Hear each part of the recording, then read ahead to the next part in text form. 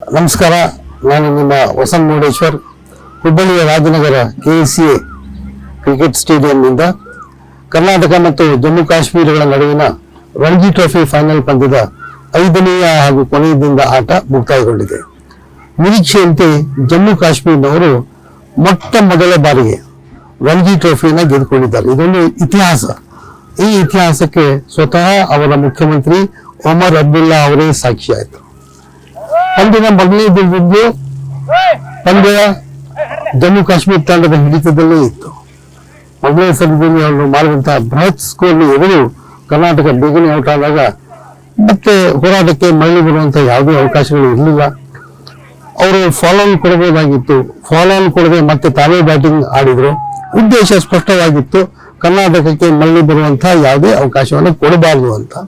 So ಆ ದೃಷ್ಟಿಯಿಂದ ನಿನ್ನೆ 4ನೇ ದಿನದ ಆಟದ ಕೊನೆಗೆ ಜಮ್ಮು ಕಾಶ್ಮೀರ ತನ್ನ 2ನೇ ಇನ್ನಿಂಗ್ಸ್ನಲ್ಲಿ 4 ವಿಕೆಟ್ಗಳನ್ನಷ್ಟಕ್ಕೆ 186 ರನ್ಗಳನ್ನು ಗಳಿಸಿತ್ತು. 56 ಓವರ್ಗಳ ಬೌಲಿಂಗ್ ಆಗಿತ್ತು. ಇವತ್ತು ಸುಮಾರು ಇನ್ನೊಂದು 57 ಓವರ್ಗಳ ಬೌಲಿಂಗ್ ಆದರು. ಆದರೆ ಕರ್ನಾಟಕ ಅವರ ಒಂದೇ ಒಂದು ವಿಕೆಟ್ ಅನ್ನು ತೆಗೆದುಕೊಳ್ಳಲಿಕ್ಕೆ ಕರ್ನಾಟಕದ ಬೌಲರ್ಗಳಿಗೆ ಸಾಧ್ಯ ಆಗಲಿಲ್ಲ. ಬಹುಶಃ ಪಂದ್ಯ ಅವರ ಕೈಗೆ ವಾಪಸ್ ಆಗಿಲ್ಲ. ಅದರ ಪಂದ್ಯದಲ್ಲಿ ಅವರಿಗೆ ಯಾವುದೇ ಆಸಕ್ತಿ ಉಳಿದಿಲ್ಲ ಅನ್ನೋದು ಸ್ಪಷ್ಟವಾಗಿತ್ತು. ಕಡೆಗೆ KL ರಾಹುಲ್, ಕರುಣ್ ನಾಯರ್ ಅಂತವರು ಬೌಲಿಂಗ್ ಅನ್ನು ಮಾಡಿದ್ದು ಇದಕ್ಕೆ ಸಾಕ್ಷಿಯಾಗಿತ್ತು. ಆದರೆ ನಿನ್ನೆ ನಾಟ್ಔಟ್ ಬ್ಯಾಟ್ಸ್ಮನ್ಗಳಿದ್ದಂಥವ್ರು, ನಿನ್ನೆ ಕ್ರೀಸ್ ಅನ್ನ ಕಾಯ್ದುಕೊಂಡಂತಹ 2 ಬ್ಯಾಟ್ಸ್ಮನ್ಗಳು ಇವತ್ತು 2 ಶತಕವನ್ನ ಪೂರೈಸಿದ್ರು. ಕಮ್ರಾನ್ ಇಕ್ಬಾಲ್ ಬಹುಶಃ ನನಗನ್ಸ್ತದ ಅವರು very lucky to get in to this match. Because ಈ ಪಂದ್ಯದ ಮೊದಲನೇ ದಿನ ಅವರ ರೆಗ್ಯುಲರ್ ಓಪನರ್ ಆದಂತಹ ಖಜೂರಿಯಾ ಡೈವ್ ಹೊಡೆಯಲಿಕ್ಕೆ ಹೋಗಿ ಅವರ ಡಿಸ್ಕ್ ಇಲ್ಲಿ ಸರಿದ್ರಿಂದ ಅವರು ಈ ಪಂದ್ಯದಲ್ಲಿ ಆಡ್ಲಿಕ್ಕೆ ಆಗಿಲ್ಲ. ಅವರ ಜಾಗದಲ್ಲಿ ಇಂಥ ಒಂದು ಓಪನಿಂಗ್ ಬ್ಯಾಟ್ಸ್ಮನ್ ಒಬ್ಬರು ಬೇಕಾಗಿತ್ತು ಜಮ್ಮು ಕಾಶ್ಮೀರಕ್ಕೆ. ಆ ಪಾತ್ರವನ್ನ ಈ ಕಮ್ರಾನ್ ಇಕ್ಬಾಲ್ ಅತ್ಯಂತ ಸೂಕ್ತವಾಗಿ ತುಂಬಿಕೊಟ್ಟಿದ್ದಾರೆ. ಅವರು ಈ ಮ್ಯಾಚ್ ಮುಗಿದಾಗ 311 ಎಸೆತಗಳಲ್ಲಿ 16 ಬೌಂಡ್ರಿ ಮತ್ತು 3 ಸಿಕ್ಸರ್ಗಳಿದ್ದಂಥ 160 ರನ್ಗಳನ್ನ ಗಳಿಸಿ ಔಟ್ ಆಗದೆ ಉಳಿದ್ರು. It is a very good knock. ಕರ್ನಾಟಕಕ್ಕೆ ಅವ್ರಿಗೆ ಏನು ಮಾಡ್ಲಿಕ್ಕಾಗಿಲ್ಲ. ಯಾವ ಬೌಲರ್ಗೂ ಅವ್ರನ್ನ ಏನು ಮಾಡ್ಲಿಕ್ಕೂ ಆಗಿಲ್ಲ.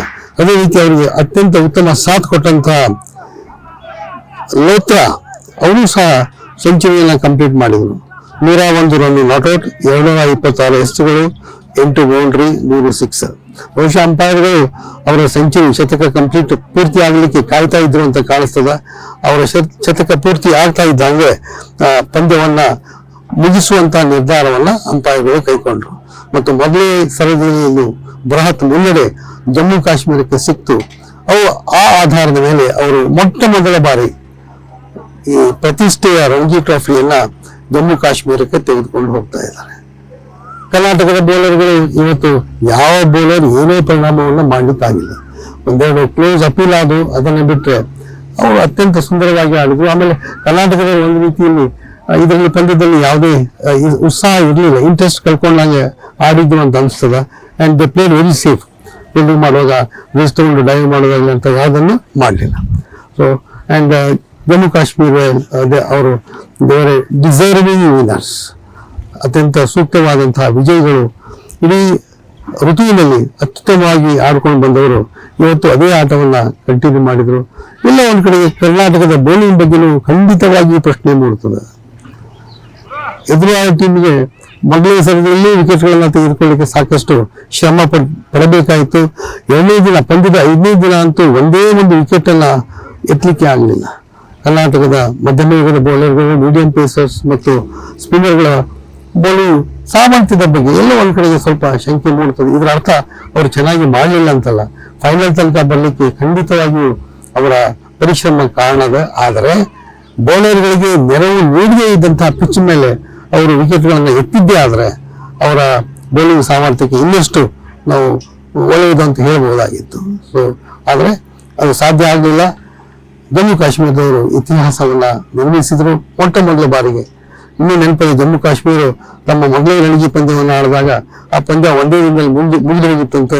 ಅದು ಇನ್ನಿಂಗ್ಸ್ನಲ್ಲಿ ಸೋತಿದ್ರು ಅಂತ ಹೇಳ್ತಾರೆ. ಸೊ ಅಂತಹ ಟೀಮ್ನಲ್ಲಿ ಟ್ರಾನ್ಸ್ಫಾರ್ಮೇಶನ್ ಈ ಕೊನೆಯ 3 ವರ್ಷದಲ್ಲಿ ಆದಂತಹ ಪರಿವರ್ತನೆ, ಆ ಕಾರಣ ಅದ್ಭುತವಾದಂತಹ ಸಾಧನೆಯನ್ನ ಕೊಡಲಿಕ್ಕೆ ಸಾಧ್ಯವಾಯಿತು. ಈ ಪಂದ್ಯದ ಬಗ್ಗೆ ಆಮೇಲೆ ನಡೆದಂಥ ಬಹುಮಾನ ವಿತರಣೆ, ಆಮೇಲೆ ಅದರ ವಿಜಯೋತ್ಸವ ಅದು ಬಹಳ ದಿನಗಳ ಕಾಲದಲ್ಲಿ ನೆನಪುಳಿಯುವಂಥದ್ದು. ಹುಬ್ಬಳ್ಳಿಯ ಜನತೆ ಖಂಡಿತವಾಗಿಯೂ ಅದನ್ನ ಕಣ್ತುಂಬಿಕೊಂಡ್ರು. ಅದನ್ನ ಬಹಳ ದಿನಗಳ ಮಟ್ಟಿಗೆ ಅವರು ಅದನ್ನ ಮೆಲುಕು ಹಾಕ್ತಾರೆ.